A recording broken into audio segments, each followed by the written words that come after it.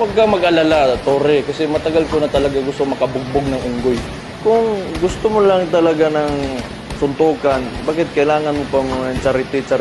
Why do you need kailangan mo pang gamitin yung nangyayari ngayon na baha dyan sa Metro Manila? If you're really serious about this, kung gusto mo yung charity na yan, and you've laid some conditions, then let me lay my own conditions for the event. Kung serious ka talaga, ha, These are my conditions. Pakiusapan mo yung amo mo na presidente and let it come out of his mouth that all elected officials should undergo a hair follicle drug test. Papalagan ko yung charity mo na yan. Walang problema. If it will answer